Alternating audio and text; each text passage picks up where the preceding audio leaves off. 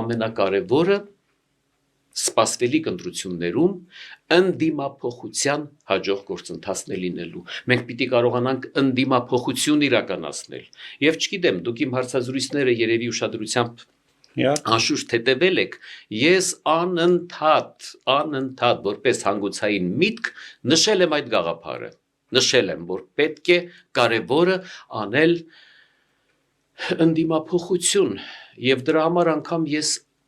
առաջարկություն էլ ունեի, որը հնչեցրել եմ։ Մեր կառավարության ղեկավարը, մեր վարչապետը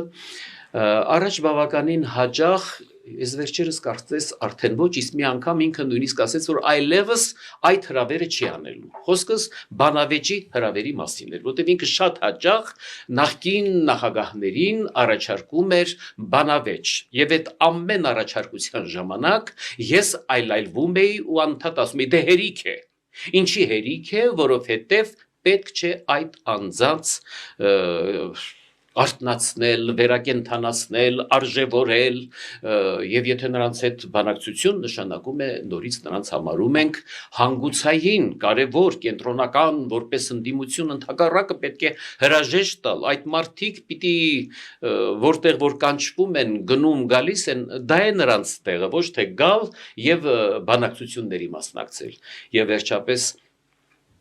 նորից ուզում եմ շեշտել, որ դա ոչ միայն իմ, մեր հասարակության, մանավանդ գիտակից հասարակության պահանջն է, որ կայանա վերջապես գաղափարական բանավեճ։ Այդ գաղափարական բանավեճի ժամանակ բախվեն կողմնորոշումներ, դիրքորոշումներ, մտքեր, որ մարդիկ կարողանան լսել առաջարկներ,